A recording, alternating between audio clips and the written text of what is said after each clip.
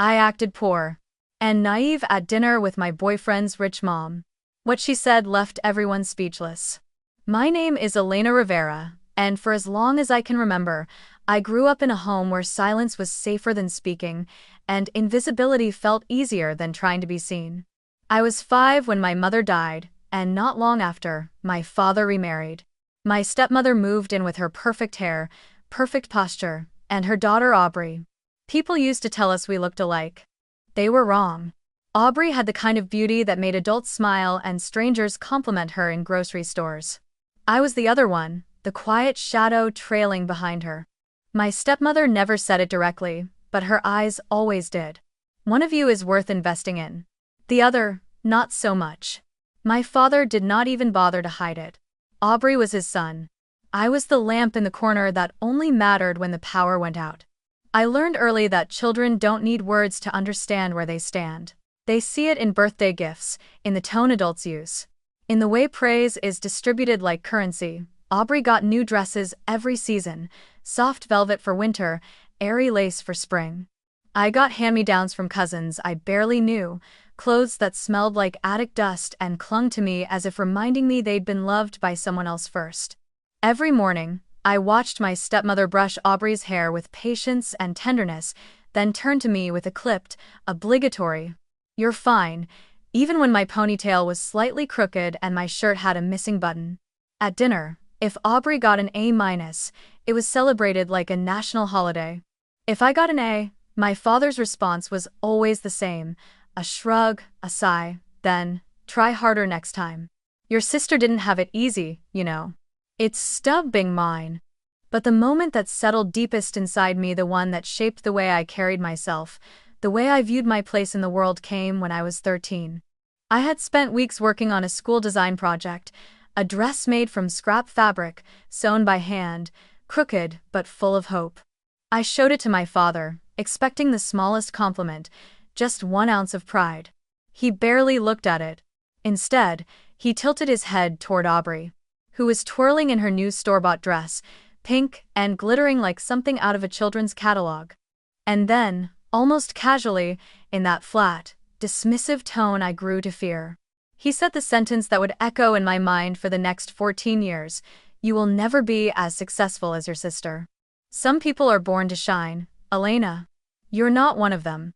Das Modity.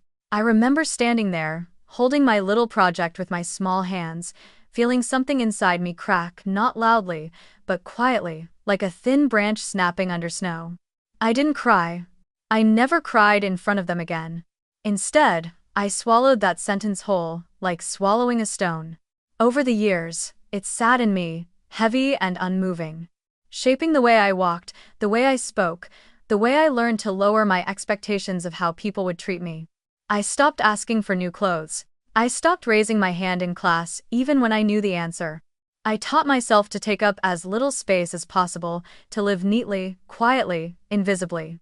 It was easier that way. It hurt less. My stepmother always called me the practical one, but what she really meant was the girl who doesn't bother anyone. I didn't correct her. I let people believe I preferred simplicity, but the truth was that simplicity became my shield. Second-hand clothes weren't just a necessity, they were protection. Nobody expects much from the girl in thrift store jeans and an old backpack. Nobody looks too closely. Nobody sees the tremor in her hands or the hunger in her chest to prove she's worth something. Living simply gave me a strange kind of power, the power to stay underestimated. By the time I turned 17, Aubrey was already the star of every room she entered. She danced, she sang, she had friends whose parents owned restaurants and companies. My father worshipped every breath she took. Meanwhile, I worked part-time after school to buy my own notebooks, my own shoes, even my own toiletries. "It builds character," he said once. When I asked why Aubrey's needs were always met, while mine were always negotiable. "Besides, she has potential. You're different." Different. That was the word he used when he didn't want to say less. And Ivertaligant. The older I got, the more I realized I was living in the wrong place, the wrong life, the wrong role.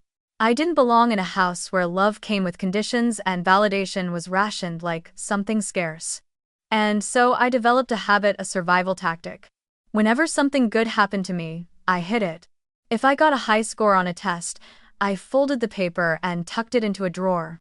If a teacher praised me, I pretended it embarrassed me. If someone complimented my talent, I changed the subject. Hiding became natural. Achievements felt dangerous, like they could attract criticism instead of praise. I grew up believing that anything I did, no matter how good, would always be compared to Aubrey, and I would always lose. So I learned to love the background. I learned to perfect the art of being unnoticed. I learned to blend in with white walls and quiet hallways. And slowly, without fully understanding it, I started shaping my identity around one vow. If I ever succeed, I will never give anyone the power to take it from me. I'll build something quietly, something no one will see coming, and I will protect it by staying invisible. I didn't know then how literal that vow would become. I didn't know that one day I would build a brand worth millions, that wealthy women would line up to buy my designs, that my work would walk down runways I wasn't even invited to. I didn't know I would create something so powerful that people like my stepmother and women like Vivian Hartman would worship it without ever knowing the quiet girl behind it. But I knew this much even back then. I wanted a life where nobody could look at me the way my father had. I wanted success that didn't need anyone's approval. And above all, I wanted to be free from their voices, their judgments, their limitations. I didn't want applause. I didn't want recognition. I just wanted a life where no one could tell me, ever again, that I would never be enough. And so, without realizing it, the path of invisibility I inherited from childhood would become the armor I carried into adulthood, the armor that would one day protect me when the world finally learned who I really was and what I was capable of building from absolutely nothing. By the time I turned 19, the house I had grown up in no longer felt like a home, it felt like a place I was merely tolerated in. Arguments had become a constant hum, like static in the background of every day. My father said I was too emotional. My stepmother said I was ungrateful. Aubrey, in her soft, practiced voice, the voice that always melted adults, said I made everything dramatic. But the truth was simpler. I had become too old to be invisible, and invisibility was the role my family preferred me in. So when the final argument happened over something small, ridiculous, forgettable, it was barely a surprise when my father pointed at the door and said, "If you don't like how things are, you can leave. We're done trying with you."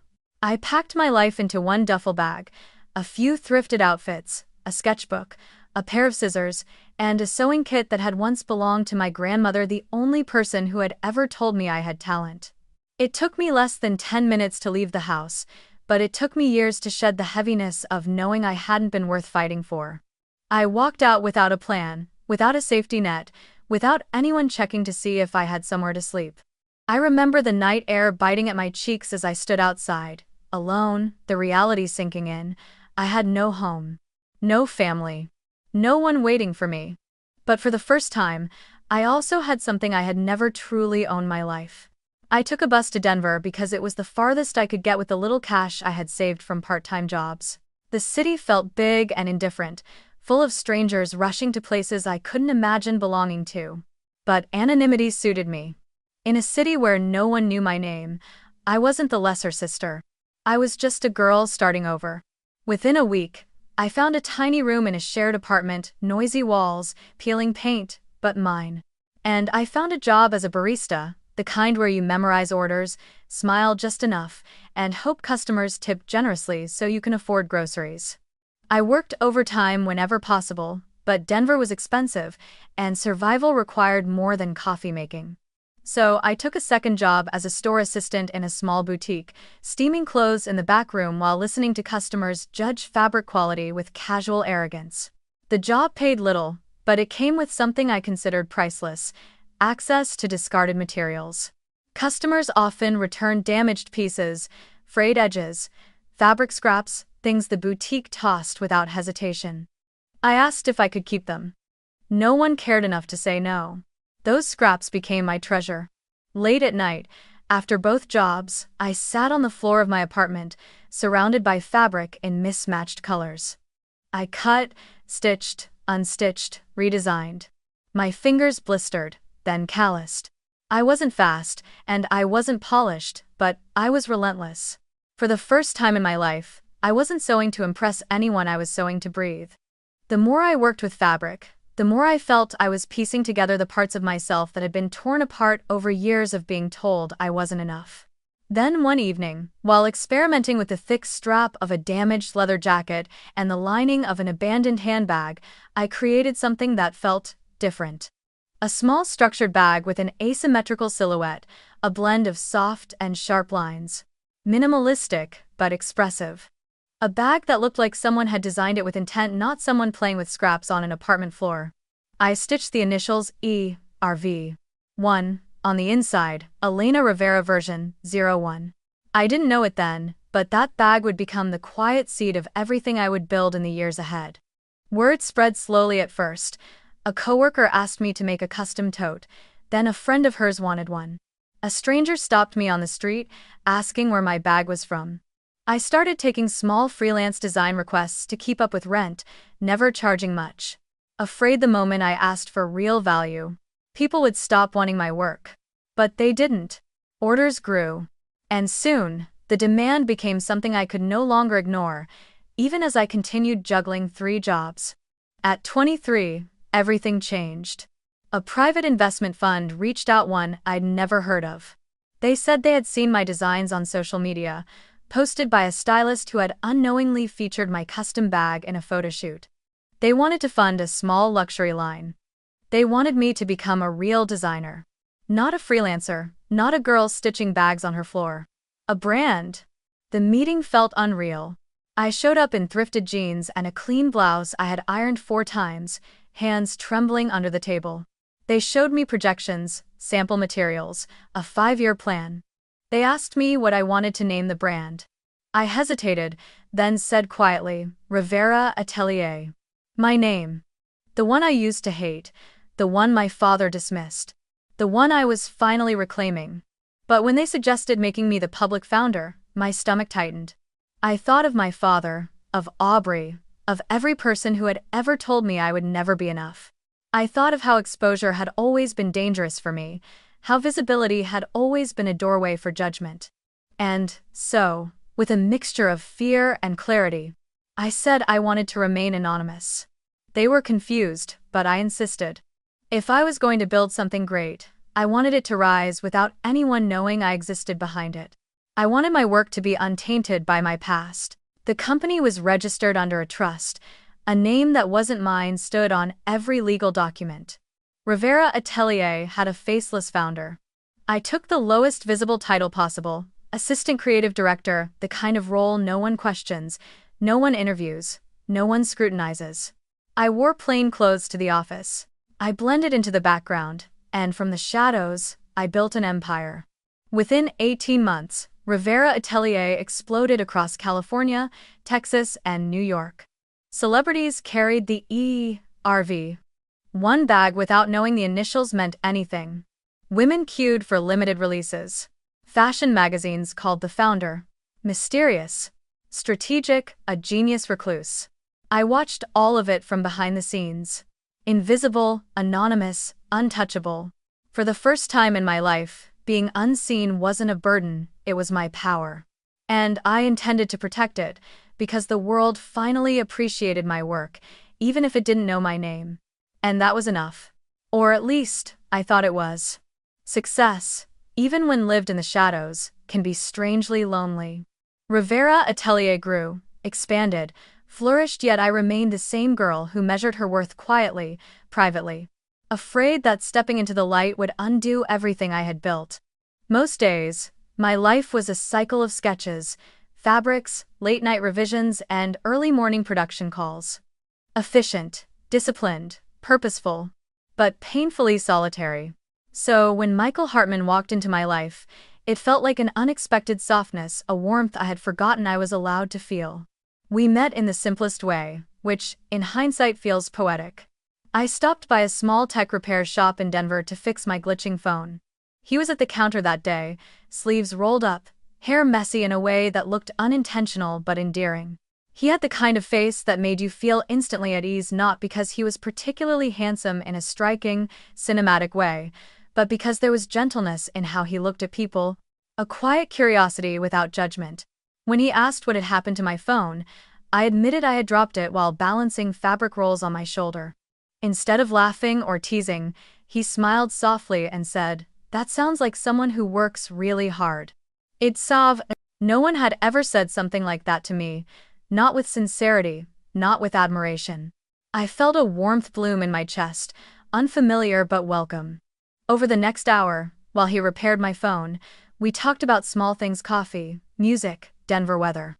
He told me he was a software engineer who preferred working with small startups instead of big, flashy corporations. "I like simple things," he said. "And simple people. Not in a boring way, just honest." I remember that word lingering in the air. Honest. It felt like sunlight on parts of me I usually kept hidden. From then on, we saw each other more, first as acquaintances, then as something more tender. He lived in a small apartment with mismatched furniture and plants he forgot to water. He cooked simple meals, worked late, and rode an old bike everywhere. He never boasted, never tried to impress anyone, and that lack of performance drew me in more than any charming gesture could have. With Michael, there were no games, no status, no comparison, just ease. And he loved my simplicity too. He told me often, "You're refreshing, Elena. You're not like people who try to prove anything." He believed I was a design assistant at a mid-level fashion company. He believed I lived in a modest apartment because I liked quiet life, not because anonymity was the armor that kept my real identity safe. He never once questioned my thrifted clothing, my understated lifestyle, or why I avoided expensive restaurants. In his eyes, my lack of luxury wasn't a flaw, it was a virtue. For a while, I let myself enjoy that. I let myself enjoy him. But secrets, no matter how carefully, kept always cast a shadow. And mine grew heavier every time he complimented my humble lifestyle. Every time he called me grounded. Every time he said it was comforting to be with someone unaffected by wealth. He meant it as praise. To him, it was part of why he was falling in love. But to me, it was a reminder that my truth was something that could change everything between us. We lasted almost 8 months before the conversation about his family came up. We were sitting in his apartment, eating takeout noodles, when he mentioned his mother for the first time. He laughed at something on his phone and said, "She'd lose her mind if she knew I was eating out of these containers." Our dish came. I smiled. "She sounds particular?" "That's one word for it." He chuckled. "She's obsessed with luxury. Designer bags, designer shoes, designer everything." Then he added, almost proudly, "Her favorite brand? Rivera Atelier. Hands down. She has an entire room just for the bags." My fork nearly slipped from my fingers. Michael didn't notice, he was still scrolling. "She keeps telling everyone that the founder must be some mystery genius. She sends emails to the brand every month begging for early access to new releases." He shook his head, amused. "It's ridiculous." I tried to speak, but my voice felt tight. "Does she judge people based on that kind of thing?" He shrugged, still casual. "She does. A lot. She believes wealth says everything about a person's upbringing, potential, values. But don't worry." He reached across the table and took my hand. "She'll like you. Because you're genuine. And she'll see that." Ari Donming, A8. But he didn't know the truth that his mother worshipped a brand I created, a brand she used as a measuring stick to judge women like me, women who wore thrift store dresses and scuffed shoes. He didn't know that the bags she displayed like trophies were designed in the dark by someone she would look down on without a second thought. He didn't know that his mother's worldview was woven from the same prejudice and entitlement I had spent my life escaping. When Michael squeezed my hand and smiled at me, I felt a pang of fear, a sharp, sudden ache in the chest. Because for the first time since meeting him, I realized something. This love, this soft, hopeful, gentle thing was built on the belief that I was someone else. Someone simpler. Someone poorer. Someone whose worth came from the absence of wealth. Someone safe for him to love. And the truth of who I really was felt like a storm gathering on the horizon, waiting for the moment it would break us open. The invitation came on a Wednesday evening, tucked between casual conversation and the warmth of Michael's hand resting on my knee as we watched a documentary on his couch. We weren't talking about anything serious, just laughing, debating trivial details on the screen when his phone buzzed with a message. He glanced at it, smiled faintly, and then turned to me with a softness that made my stomach twist. "Mom wants to meet you," he said, as if announcing something simple, harmless. But the air shifted instantly, the room felt smaller. My breath felt tighter. Vivian Hartman. The name alone carried weight. The woman who curated her identity with couture labels and designer heels. The woman who judged strangers by the structure of their handbags. The woman whose collection of Rivera Atelier bags could fill a gallery wall. Bags she loved, worshipped even, without knowing the quiet girl behind them. I had seen pictures of her before, posted by Michael's sister, a tall woman with perfectly styled hair, pearl earrings, and an expression sharpened by years of looking down on people. She was elegance in a cold, curated form. And now she wanted to meet me. Michael must have sensed my hesitation because he squeezed my hand gently. "Don't overthink it," he said. "She's a little intense, but once she sees how genuine you are, she'll love you. Just be yourself." Be myself. The words sounded simple on his tongue, but to me they felt like walking into a room with two versions of myself. The Elena he believed I was, and the Elena I had worked so hard to keep hidden. The woman who lived modestly, yes, but also the woman who owned the very brand his mother adored.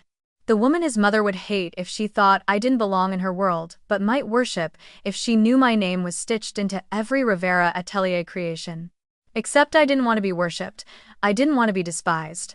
I just wanted to be seen as a person, not a status symbol, not a threat, not a mistake. Still, I nodded.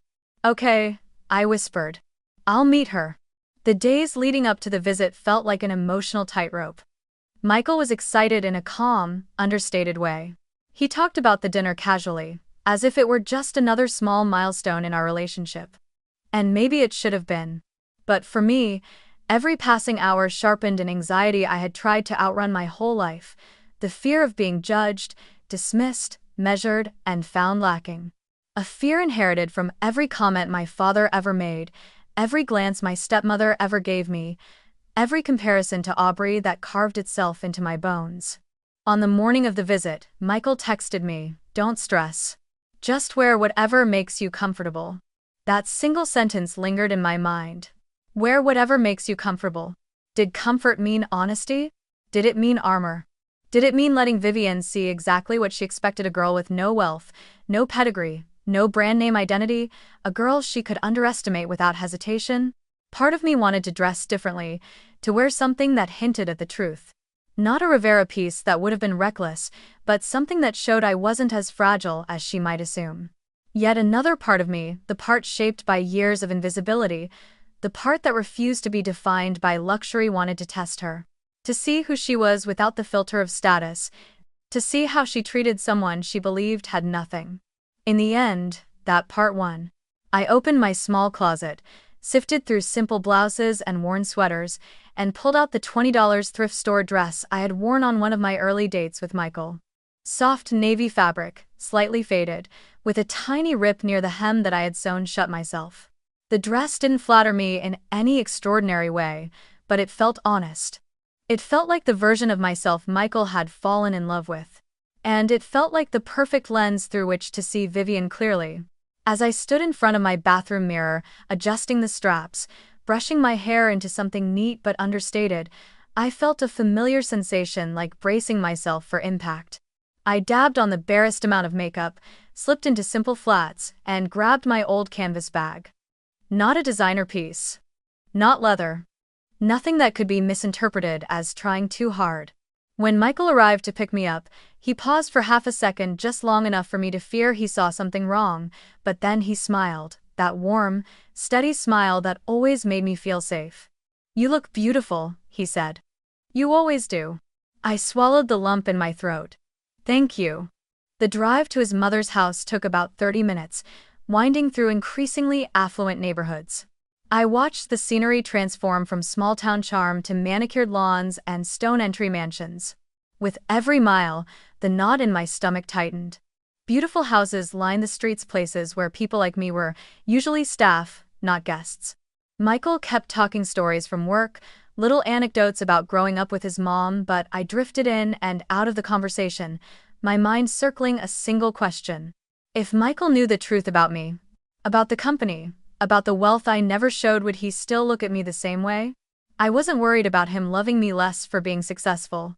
I was worried he had fallen in love with the wrong version of me, the quiet girl who blended in, the one who lived simply out of choice and habit, not necessity. Michael admired my humility, but would he understand that it wasn't humility? That it was trauma dressed calmly? When we pulled into the driveway, a long, immaculate path lined with trimmed hedges and stone lanterns, my palms began to sweat. Michael reached over, took my hand again, and said, "She'll like you. Trust me, daughter Ivor." But as the front door swung open and Vivian Hartman appeared with her tailored ivory coat, her sculpted hair, her eyes already scanning me like a critic evaluating a museum piece, I knew instantly that trust was about to be tested. And somewhere deep inside, a voice whispered, "She won't like you, not like this." And maybe that's exactly what you need to see. The door opened before Michael could even reach for the bell. Vivian Hartman stood framed in the doorway like a portrait, tall, poised, sculpted perfection from her pearl earrings down to her pristine heels. For a brief moment, the late afternoon light behind her cast a golden glow around her, giving her the majesty of someone who lived her life believing the world existed in her orbit. Then her gaze fell on me. It wasn't subtle. It wasn't polite.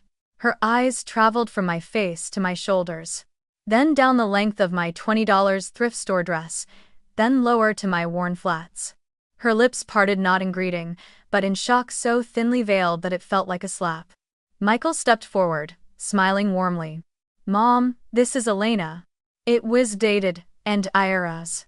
But before he could say more, before I could even manage a polite hello, she tilted her head, blinked once slowly, and said the sentence that would sit in my memory like a bruise that never fully faded. "Michael, you brought a girl who looks like she picks through charity shops into my home?" Time didn't stop, but my chest did. The cruelty wasn't loud. It wasn't delivered with anger.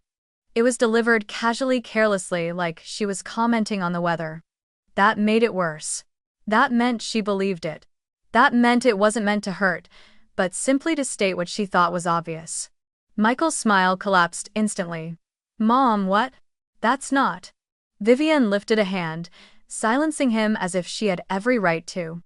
Then she turned to me, offering a stiff, icy smile that never reached her eyes. "You'll have to forgive my bluntness, dear. I just didn't expect."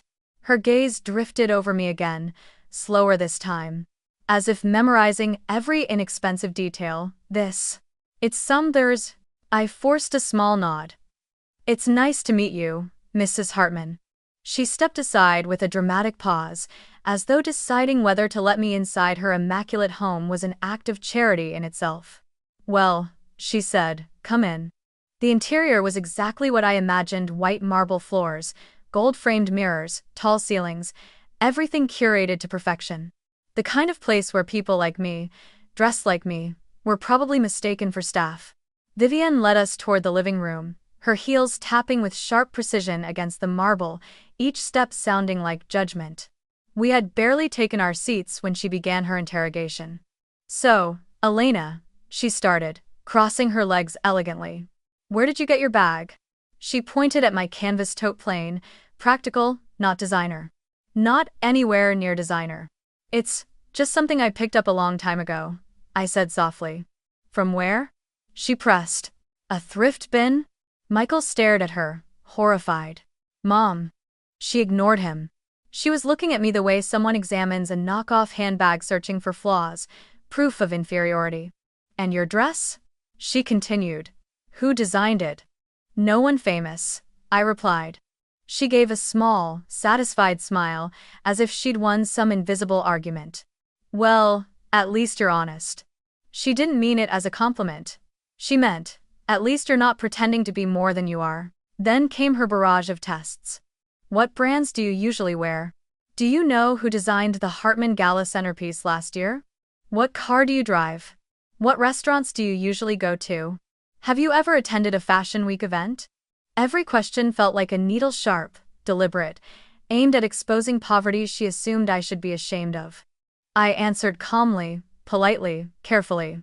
But inside, a familiar ache grew, an ache from years of being compared to Aubrey, years of wearing secondhand clothes, years of hearing people question my worth before they knew anything about me. Vivian looked unconvinced by every answer, like I was failing some unspoken entrance exam. At one point, she leaned forward slightly and said, "You know, Michael is used to a certain lifestyle. Dating someone who doesn't understand that can be difficult. It's so possible docking ends." "I understand more than you think," I said gently. She gave a short, cold laugh. "Sweetheart, understanding isn't the same as belonging." My throat tightened, but I stayed quiet. I could feel Michael's hand inching toward mine, attempting to comfort me silently, but even his presence couldn't soften the sting of her words. And then she delivered the final blow. Vivian crossed her arms, narrowed her eyes with a mixture of pity and superiority, and said slowly, clearly, deliberately, "Being poor is a choice. And you've made some very poor choices." The room went silent. My ears rang. My chest felt hollow. Her words weren't just cruel, they were familiar, echoing the same dismissiveness my father once used, the same tone that convinced me, for years, that I was destined to be less than everyone around me. I felt 19 again, standing in front of my father with a duffel bag, hearing him tell me I wasn't worth keeping. Michael stood up abruptly. "Mom, that's enough." But she didn't flinch. "I'm only being honest," she said. "Someone needs to be. You think love is enough to bridge decades of difference? It's naive. This woman can't offer you the life you deserve." I swallowed hard. Every instinct told me to defend myself, to tell her everything she assumed was wrong, that the clothes didn't define me, that I wasn't who she thought. But what would that prove? She hadn't judged me because she thought I was weak. She judged me because she saw me as beneath her. Status wouldn't change her. Wealth wouldn't change her. Even the truth wouldn't change her. So I did the only thing I had learned to do growing up in a house that never made room for me. I stayed quiet. But inside, something devastating happened. Something small and soft inside me cracked open, releasing a pain I thought I had buried long ago. A pain that reminded me exactly why I had built my life in the shadows. A pain that whispered, "You were right to hide. People like her will never see your worth." I sat there quietly, holding myself together with every ounce of strength I had left, knowing that this moment, this cruel, humiliating encounter would become the turning point of everything that followed. Dinner was served in a dining room that looked more like a museum than a place where people actually ate. The long mahogany table gleamed under a chandelier so bright it reflected off every polished surface. Silverware was arranged with military precision. Even the chairs seemed more decorative than functional, the kind meant to impress guests rather than comfort them. Vivian led us inside with the posture of royalty escorting peasants. Her expression hadn't softened since the moment I stepped through her door. If anything, the disdain had settled deeper, like she'd confirmed every stereotype she assumed about me. "Before we eat," she said, gesturing grandly toward the far wall, "I want to show you my pride and joy." "It's show!" I followed her gaze, and for a moment, I forgot how to breathe. Displayed across several glass shelves was a collection of Rivera Atelier bags. My bags. The very pieces I had designed in my tiny apartment, sleepless nights stitching patterns until my fingers throbbed. There was the dust clutch, the one with the asymmetrical metal trim I had reworked 8 times. The Avenue tote, a favorite among stylists in New York. The E.R.V. one, the first prototype. The design that started everything. Except this one was the luxury version, the version that had been mass-produced after the prototype sold out in minutes. There were at least 20 bags. Maybe more. Easily over $200,000 worth of my work. My heart lodged in my throat. Seeing them displayed here in the home of a woman who despised the person I appeared to be felt surreal and bitterly ironic. I wondered if she had any idea how many hours I had poured into each design. How many times I had doubted myself. How many childhood wounds had been stitched into the seams. Vivian's voice cut through my thoughts. Aren't they stunning? She said, beaming with pride, not for the craft, but for the status they brought her. I fought tooth and nail to get some of these releases. The brand is incredibly exclusive. Only a very elite clientele is given priority. Michael looked impressed. Mom, this is a lot more than I thought you had. She laughed softly. Oh, darling, I have connections. And refined taste. Then her attention shifted back to me, sharp and assessing. Do you know anything about designer brands, Elena? My throat tightened. A little, I said carefully. She waved a dismissive hand. Well, I don't expect you to understand craftsmanship at this level. Rivera is in a class of its own. The founder, whoever they are, must be a visionary. A genius. Someone with impeccable upbringing, education, refinement. Last is our. She paused, then let her gaze drag over me with open disdain. Certainly not a woman like you. The words landed with a thud in my chest. Heavy. Brutal. Perfectly targeted. Michael's head snapped toward her. Mom, Jesus, what is wrong with you tonight? His shock was genuine, his cheeks flushed with anger. But Vivienne only shrugged, as if stating a simple truth. I'm being realistic. There are levels in society, Michael. Your girlfriend. She looked at me again, her expression tightening. Belongs to a very different one. I forced a faint, steady smile. It's fine. It wasn't. But years of practice made the lie effortless. I had learned to hide pain behind silence, to swallow humiliation before it reached my eyes, to let insults settle quietly without letting them crack my voice. Inside, though, something shifted, something raw and deeply familiar. This was the same feeling I had sitting at my father's dinner table, hearing him praise Aubrey while barely acknowledging me. The same burning humiliation I felt when he told me I would never amount to anything, the same ache of being judged before being known. I thought I had outrun those ghosts. Built a new life. Created something powerful enough to shield me from people like him. People like her. But sitting there, staring at a wall of my own creations she worshipped while dismissing me, I realized something painful. I was still terrified of being seen as less.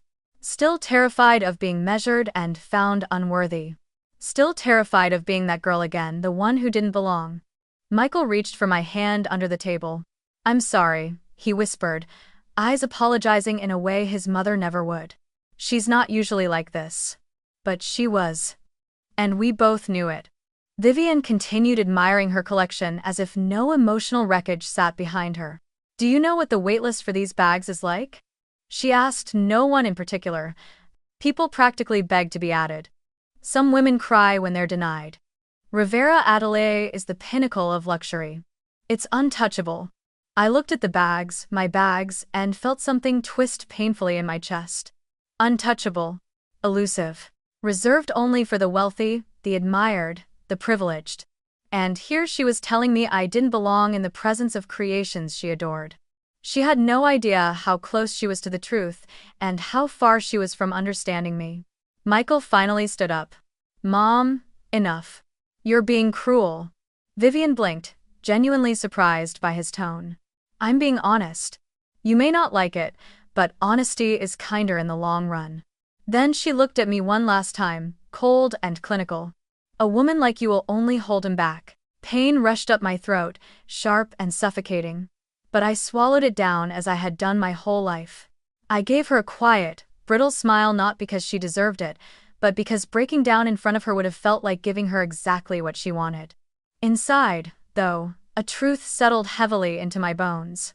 The reason her words hurt wasn't because I believed them, but because some part of me still feared they were true. Some part of me was still that girl standing in my father's living room, hearing that I wasn't enough. Some part of me still lived with the instinct to make myself smaller, quieter, easier to ignore. And that part wounded. Wary. Deeply afraid now stood face to face with the most brutal version of the prejudice I had spent my entire life trying to escape. Dinner went on, but the air in the room had changed. The chandelier still glowed brightly overhead, the silverware still gleamed, the perfectly plated food still sat untouched before us, but the atmosphere had curdled into something brittle and icy. Every sound felt sharp. Every second stretched too long. And every breath I took hurt. Vivienne, however, seemed perfectly at ease. She sipped her wine with practiced elegance, her expression composed, confident, utterly convinced she held the moral high ground. The cruelty she had inflicted in the last hour hadn't softened her mood, it had satisfied her. In her world, she had simply done her duty, protecting her son from someone unworthy. The final blow came casually, almost lazily, as if she were discussing the weather. She set her wineglass down, folded her napkin neatly, then turned to Michael and said, "You need to end this relationship." Michael's fork clattered loudly against his plate. "Excuse me?" Vivienne didn't blink. "I'm not asking, darling. I'm telling you. This girl," her chin tilted toward me with surgical disdain, "will not fit into our lives. Into your life. Into this family. You deserve someone who understands your world. Someone with class. Someone who won't embarrass you." Something inside my chest twisted painfully. My fingers, which had been trembling under the table, curled into a fist. But Vivienne wasn't finished. "Break up with her," she said. "Tonight." "I have no," he said. "Buys." Michael stood up so abruptly that his chair scraped harshly against the floor. "Mom. That's not happening."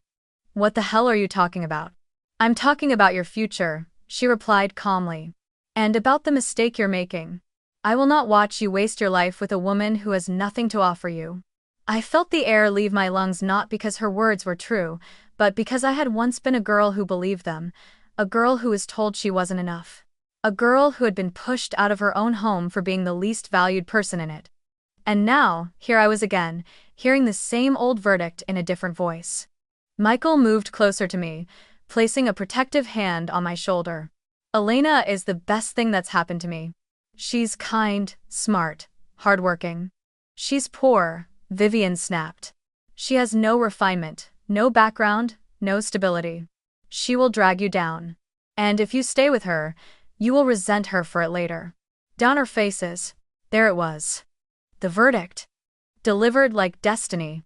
I felt a pressure build inside me, slow at first, then rising, sharp and unstoppable. Not anger, not fear. Something deeper. A realization, a clarity I hadn't had before.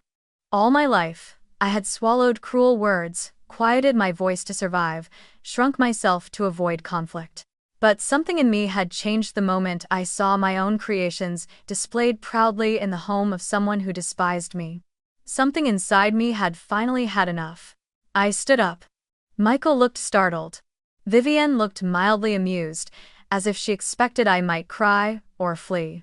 Instead, I looked her directly in the eyes, steady, unblinking, and said, "You don't have to accept me. And I don't need your acceptance." The room fell silent. Utterly, shockingly silent. Vivienne stared at me, her expression flickering for the first time, not with respect, but with confusion, like she couldn't comprehend that someone like me had dared to speak back. Michael whispered, "Elena." But I kept my gaze locked on his mother. My voice was calm, but I could feel the years behind it, the years of being underestimated, dismissed, unworthy in the eyes of people who believed they had the right to judge me. "You don't know anything about me," I said softly. "You haven't asked. You haven't listened. You looked at my clothes, my shoes, my bag, and decided everything about who I am and what I'm worth. That says more about you than it does about me." Arded way. Vivienne's jaw tightened, but she didn't speak. Michael reached for my hand. "Elena, wait. Let's just get through tonight." "No."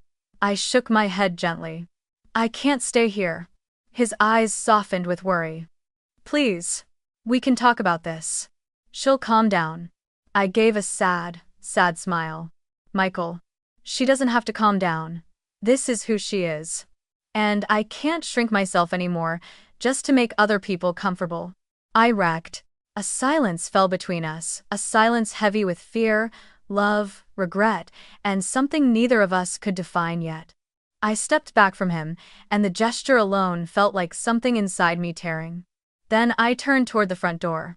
The house was so quiet you could hear the faint hum of the thermostat. My footsteps echoed softly down the marble hallway. When I reached the entryway, I grabbed my old canvas bag and opened the door.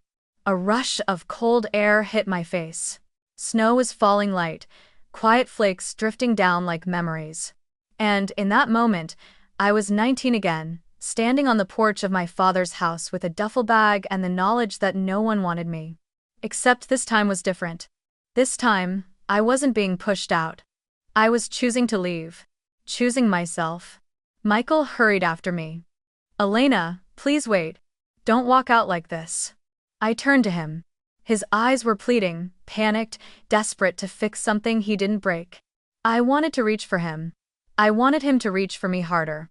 But he could not in the way I needed. Not against his mother. Not against a lifetime of her expectations. "This isn't about you," I whispered. "And I'm not angry. I just can't let myself stay in places that hurt me anymore." He opened his mouth to argue, but no words came out. I stepped outside. The snow caught in my hair, on my eyelashes, melting against my skin like tiny drops of cold truth. Behind me, Vivian stood at the end of the hallway, arms crossed, expression unreadable. She said nothing. She didn't have to. As the door closed behind me, I felt the weight of her house, her world fall away, and for the first time in a very long time, I didn't feel small. I felt free. I barely slept that night. Not because I regretted leaving Michael's house, but because the weight of everything, the humiliation, the childhood echoes, the tension of choosing myself pulled at every corner of my mind. Yet beneath the exhaustion was a strange, steady calm. A sense of inevitability. Tomorrow was a day I had been preparing for silently, unknowingly, for years. Rivera Atelier was hosting its annual VIP Winter Showcase in Aspen, a private, high-profile event attended by elite clients, investors, celebrities, and industry giants. Normally, I stayed in the background, watching from behind frost glass walls or remote surveillance screens, letting the trust-appointed executives take credit for public appearances. But this year, the board insisted I attend. We had hit milestones no one expected: record sales, global expansion, and iconic status in under 5 years. And they wanted the founder me to step forward for once. I agreed only because the event was structured enough to protect my anonymity until the reveal. No one outside a small circle knew the truth. Not even most of the company's staff. It was carefully orchestrated. Still, that morning in Aspen, as I stepped into a tailored black gown, a Rivera Atelier piece I had designed months ago, but never worn, I felt the weight of the moment, not anxiety, not fear, but a strange, powerful alignment, as if the universe had finally arranged everything into one inevitable confrontation. The event hall was breathtaking. Crystal chandeliers hung from wooden beams, massive windows framed snow-covered pines, and guests floated through the room in couture pieces that cost more than my first year of rent in Denver. They mingled with champagne flutes in hand, conversations mixing languages, accents, and worlds. As I arrived, quietly slipping into a back entrance with the help of security, the head of public relations clasped my hands in excitement. "Tonight is your night, Elena. This industry is about to meet the woman behind everything." I just nodded, my heart steady. If last night had taught me anything, it was that stepping into my own identity didn't need to be terrifying. It needed to be mine. The ceremony began as the sun dipped behind the mountains. Guests took their seats. A soft orchestral score filled the room. The host stepped on stage to thunderous applause and began announcing awards. I stayed in the shadows backstage, listening quietly. Then I heard her voice. Vivienne. She was in the front row, laughing, chatting, bragging. I peeked through the velvet curtain, and there she was, dressed in a jeweled white gown, hair perfectly curled, surrounded by her equally polished friends. On her lap sat a Rivera bag, a limited edition piece only a handful of clients owned. She stroked it like a prized possession. Of course she would be here. Vivienne attended every Rivera VIP event religiously. It was her sanctuary, her place of worship. But seeing her now, so confident, so sure of her place in this world, while still believing I was beneath her, beneath all of this, was something I wasn't prepared for. Michael sat beside her, looking drained, his expression tight and distracted. He kept checking the entrance, scanning the crowd, searching for me. My breath caught. He didn't know I would be here. He didn't know tonight would shatter every assumption he had about me. He didn't know the truth he had been loving in the dark was about to step into the brightest spotlight imaginable. The host's voice boomed through the room. And now, our final honor of the evening. The award for the most influential woman in fashion this year. Applause erupted. The winner, the host continued, is the visionary behind Rivera Atelier, the mind responsible for redefining American luxury and global design. Vivienne straightened eagerly. Finally, she whispered loudly enough for everyone around her to hear. "We'll see who she is." She didn't know how right she was. The host smiled at the audience, milking the suspense. "Ladies and gentlemen, please stand and welcome the founder and owner of Rivera Atelier." I closed my eyes. Took one steady breath. Miss Elena Rivera.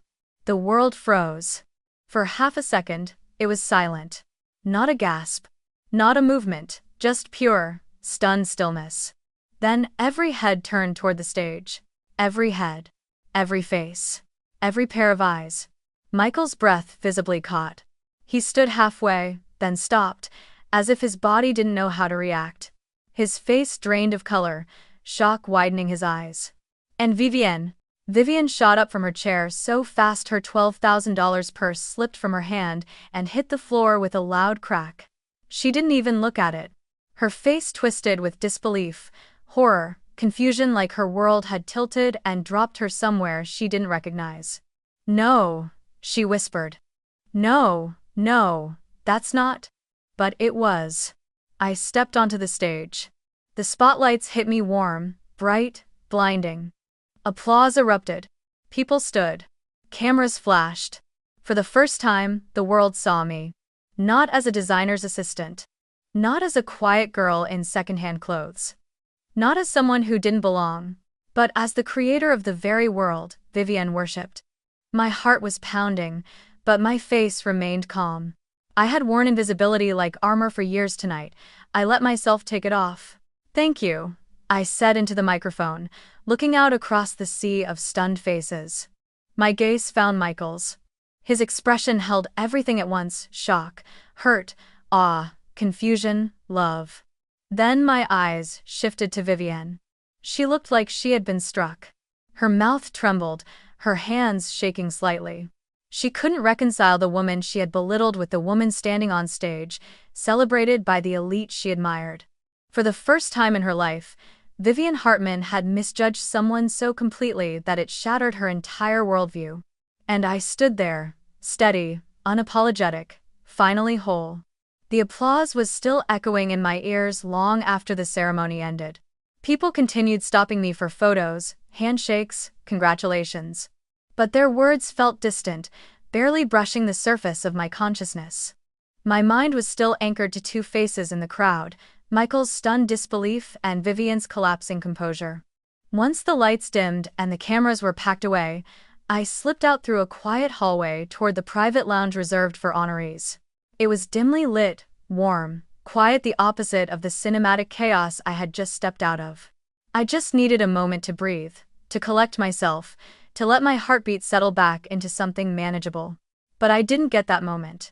The door opened behind me. Abruptly, forcefully. When I turned, Vivienne stood there. Her mascara smudged, her lipstick faded, her breath uneven. She looked nothing like the perfectly constructed woman I had seen mere hours ago. For the first time, since meeting her, she looked human. And frightened. "Elena," she whispered. I stayed still. Saying nothing was easier than deciding how much of myself I was willing to give her. She closed the door behind her and took a shaky breath. "I didn't know. I didn't know who you were." "Yes," I said quietly. "You made that very clear." The words hit her harder than I expected. She winced, stepping closer but stopping herself as if crossing the room required permission she no longer felt entitled to ask for. "I'm sorry," she said. The words came out strangled, almost painful. I was wrong. About everything." She wiped at her cheek, her voice trembling. "I thought you were going to hurt my son." I thought you would make his life harder. I thought her voice cracked completely. I thought he deserved better. My jaw tightened. Better? I repeated softly. Or richer, better. Or someone who fit your picture of what worthy looks like. Vivian dropped her gaze, shame staining her expression. I was scared, she admitted. Not of you, of losing influence. Of losing the life I built for my family. I wanted someone who would elevate him, not someone I believed would hold him back. The honesty, though flawed, wasn't the problem. The problem was the part she didn't say. It was never about me being poor, I said, my voice steady but edged with a truth I could no longer hide. It was about you deciding I was less refined, less valuable, less human, even. Her mouth trembled.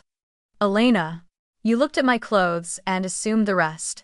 You didn't ask who I was. You didn't care. You just saw someone beneath you and decided that was enough information. Vivian sagged into a chair, looking more broken than I imagined she could ever appear. For a woman who had built her entire identity on status, the humiliation of being exposed of having judged the wrong person must have been unbearable. I should have treated you with kindness, she said quietly. I didn't, and I'm sorry, truly. I believed she meant it. Regret had softened her features in a way nothing else ever had. But sincerity didn't erase harm. It didn't change the fact that she would have continued treating me like dirt if she hadn't found out the truth. The truth didn't humble her. Being wrong did. I appreciate the apology, I said. But the wound is still there. You judged me before you knew anything about me. She nodded slowly, accepting the consequences. I understand if you'll never forgive me. I didn't answer. Forgiveness wasn't something I could consider tonight. Before either of us could speak again, the door opened a second time. Michael. He froze when he saw the two of us, breath catching as if he'd run across the entire lodge. His eyes went straight to mine, relief, pain, confusion, all tangled together. Elena, he said softly, stepping toward me. I've been looking everywhere for you. My heart trembled. I hadn't prepared myself for this part. Facing Vivian was one thing, clean, necessary, unavoidable. Facing Michael, our hurt. He moved closer, stopping just a foot away. I didn't know, he whispered. About any of it. About who you are. What you built. You never told me. I know, I said. I would have listened, he continued, voice cracking. I would have understood. That was the part that broke me. Because he believed it, truly, and maybe he would have tried. But trying wasn't the same as standing up for someone. Rivera Atelier was hosting its annual VIP Winter Showcase in Aspen, a private, high-profile event attended by elite clients, investors, celebrities, and industry giants. Normally, I stayed in the background, watching from behind frosted glass walls or remote surveillance screens, letting the trust-appointed executives take credit for public appearances. But this year, the board insisted I attend. It's our kind of, isn't it? 9. He flinched. I hated hurting him, but the truth had waited too long already. I need something different, I said. I need someone who stands with me not because of who I am, but because I am theirs. Because they choose me. Not because I fit. Not because I reveal myself. But because they believe in me. His shoulders slumped. I do believe in you. But not loudly, I said, voice barely above breath. And I need loud. Trying wasn't enough to erase the way he let his mother speak to me for months, the way he asked me to stay calm when I was humiliated, the way he wanted us to get through the night instead of drawing a boundary. I love you, he said, more desperate now. I didn't know how cruel she could be. I swear, if I had seen it sooner. That's not the point, I whispered. You shouldn't have needed to see her treat me that way to defend me. You should have stood by me because you loved me. It still takes, or dumbly tender. We stood there, two people who loved each other, separated by invisible wounds we couldn't heal for each other. He took a step closer. Please don't go. We can fix this. I shook my head slowly. Michael, I've spent my whole life trying to earn people's approval. My father's. My stepmother's. Yours, your mother's. Tonight I realized something. I don't need to earn anything. Not anymore. His eyes filled with tears. So that's it? I swallowed hard. I'm choosing myself this time. Leaving Aspen that night felt like stepping out of an old skin. Not a triumphant escape, not a dramatic rebirth, just a quiet shedding of something that had weighed on me for far too long. The drive back to Boulder wound through dark mountain roads, snowfall softening every curve, every shadow. For the first time in years, I wasn't thinking about survival or expectations or the versions of myself I had built to fit inside the world of other people. It still takes, or dumbly tender. We stood there, two people who loved each other, separated by invisible wounds we couldn't heal for each other. He took a step closer. Please don't go. We can fix this. I shook my head slowly. Michael, I've spent my whole life trying to earn people's approval. My father's. My stepmother's. Yours, your mother's. Tonight I realized something. I don't need to earn anything. Not anymore. His eyes filled with tears. So that's it? I swallowed hard. I'm choosing myself this time. For a woman who had built her entire identity on status, the humiliation of being exposed of having judged the wrong person must have been unbearable. I should have treated you with kindness, she said quietly. I didn't, and I'm sorry, truly. I believed she meant it. Regret had softened her features in a way nothing else ever had. But sincerity didn't erase harm. It didn't change the fact that she would have continued treating me like dirt if she hadn't found out the truth. Not about pain, either. Just about being alive. Being here. Being me. In the early spring, I planted lavender around the edges of the cabin. Rows and rows of it. I knelt in the soil, letting the earth crumble between my fingers, breathing in its damp scent. Lavender had always meant calm to me, gentleness, healing, soft strength. Watching the small plants take root felt like watching pieces of myself begin to settle after years of turbulence. But healing didn't come from silence alone. There were wounds I had carried since childhood, wounds that hadn't healed just because I had become successful, wealthy, accomplished. Those wounds whispered to me in the quiet moments. The voice of my father telling me I'd never be enough, the silence of my stepmother letting that cruelty shape me. The shadow of Aubrey's effortless perfection swallowing any space I tried to claim. And the humiliation at Vivian's dinner table, triggering every old bruise I thought I had outgrown. So I found a therapist in Boulder, a woman in her 50s with gentle eyes and the calm presence of someone who had seen thousands of stories and still believed each one mattered. In our first session, I told her that my success confused me. That I didn't know how to hold it without feeling like I was betraying some old version of myself. That I still felt small around people who reminded me of my father. That someone's disapproval could still cave something in my chest. She didn't tell me I was wrong. She didn't tell me I should be grateful, or strong, or past it. She just nodded and said, "Pain that starts in childhood rarely disappears on its own. It waits for us to be ready." I cried for the first time in years. Week by week, I learned to unravel the tangled grief I had pushed down for so long. I learned that trauma doesn't always shout, it whispers. It whispers that you have to work harder than everyone else. It whispers that being invisible is safer. It whispers that love must be earned through perfection or silence. And I learned, slowly, painfully, that those whispers weren't truth. They were scars. One afternoon, months into therapy, I found myself sitting across from my therapist, staring at the floor when a quiet understanding settled over me, simple, grounding, undeniable. I didn't have to prove anything to anyone. Not anymore. Not ever again. The moment was small, but it was the hinge everything turned on. For the first time, the worth I carried didn't come from the company I built, the recognition I received, or the love I lost. It came from the steady, quiet knowledge that I was enough just by being here. As I healed, Rivera Atelier evolved with me. The board had long admired my community vision, and with the company's expanding influence, we finally launched something I had been dreaming of since the early days, a mentorship and support center for young women who felt unseen, ignored, or underestimated by their families. Girls who had been told they weren't enough. Girls who had been pushed aside for a sibling. Girls who believed their dreams were too big for the lives they were born into. I want to share something with you, not a name, not a detail, not a person. I won't give power to the ones who hurt me by putting them at the center of my story. A gentle murmur swept the room. But I will say this, the people who underestimate you will always be loud. Until they're not. Soft laughter bubbled through the audience, painful, knowing, healing. I used to believe my worth was decided by how others saw me.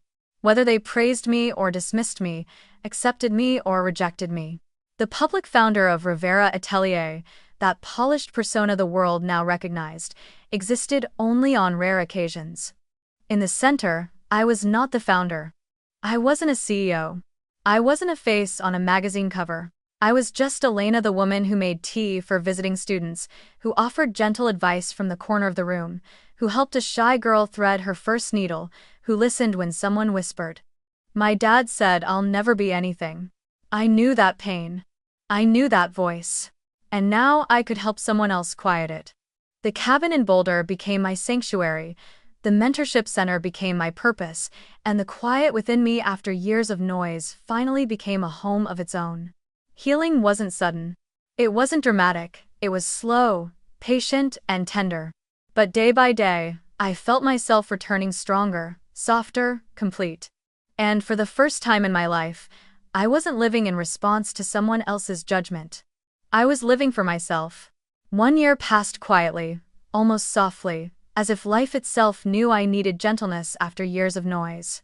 The lavender I planted around the cabin had grown into full, fragrant bushes.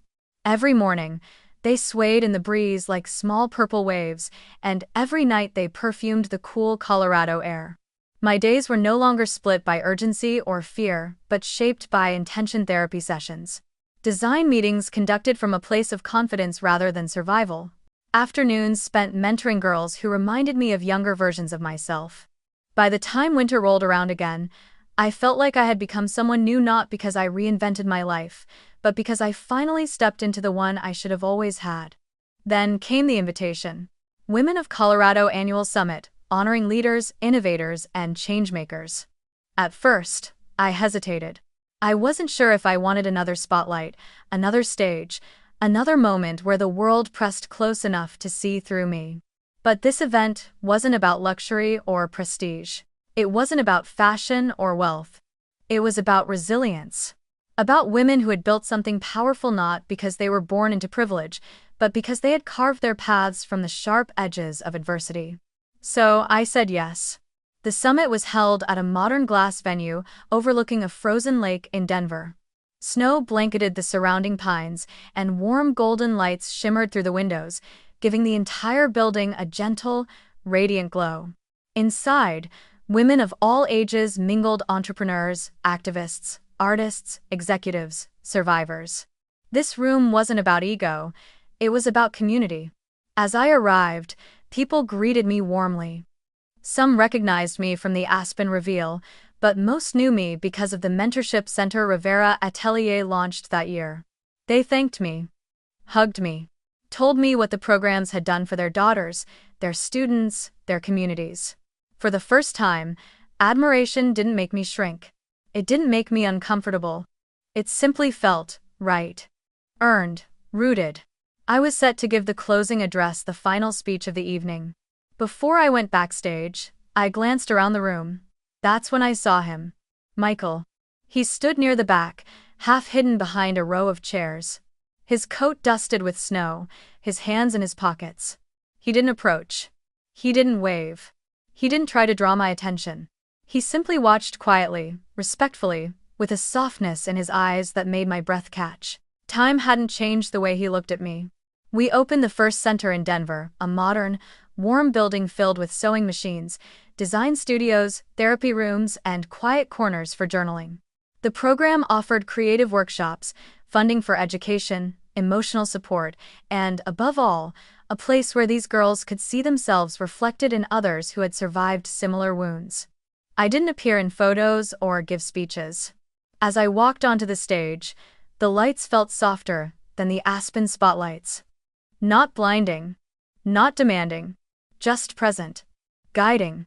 I took my place at the podium, looking out at hundreds of women whose faces blended into a tapestry of hope and strength. I didn't prepare a script. I didn't need one. I placed my hands lightly on the podium, breathed in the lavender scent still clinging faintly to my clothes, and began.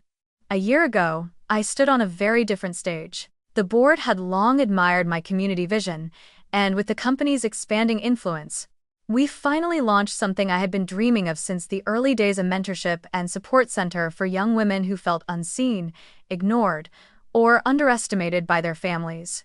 Girls who had been told they weren't enough. Girls who had been pushed aside for a sibling. Girls who believed their dreams were too big for the lives they were born into. Success built on secrecy is lonely. And worth built on someone else's approval isn't worth it all. I paused, letting the truth settle. It took me years to realize that my value was never supposed to come from those who looked down on me, or from those who couldn't see past my clothes or my silence. My value was always mine to define. Somewhere in the back, I saw Michael close his eyes, maybe in regret, maybe in understanding. I want to share something with you, not a name, not a detail, not a person. I won't give power to the ones who hurt me by putting them at the center of my story. A gentle murmur swept the room. But I will say this: the people who underestimate you will always be loud. Until they're not. Soft laughter bubbled through the audience, painful, knowing, healing. I used to believe my worth was decided by how others saw me. Whether they praised me or dismissed me, accepted me or rejected me. Thanks for watching. My voice softened as I reached the part that had lived inside me for years. Asterisk, asterisk. But now I know. A woman's true value isn't shaped by who looks down on her, but by how she learns to look at herself. Silence. Pure, absolute silence. Then a rising wave of applause, deeper and more emotional than anything I had heard before. I stepped back from the podium, feeling something I had never fully felt: not pride, not closure, but peace. Real, quiet peace. Not about pain, either. Just about being alive. Being here. Being me. In the early spring, I planted lavender around the edges of the cabin. Rows and rows of it. I knelt in the soil, letting the earth crumble between my fingers, breathing in its damp scent. Lavender had always meant calm to me: gentleness, healing, soft strength. Watching the small plants take root felt like watching pieces of myself begin to settle after years of turbulence. But healing didn't come from silence alone. I wasn't the girl in the $20 thrift store dress, shaking as she stepped into the cold. I wasn't the young woman searching for validation. I wasn't someone living in the shadows of other people's opinions. I was Elena Rivera. A woman who survived. A woman who built herself. A woman who learned that freedom comes from choosing yourself, even when it costs everything. I glanced once more through the window. Success built on secrecy is lonely. And worth built on someone else's approval isn't worth it all. I paused, letting the truth settle. It took me years to realize that my value was never supposed to come from those who looked down on me, or from those who couldn't see past my clothes or my silence. My value was always mine to define. Somewhere in the back, I saw Michael close his eyes, maybe in regret, maybe in understanding. And for the first time in my life, I wasn't cold. I wasn't afraid. I was free.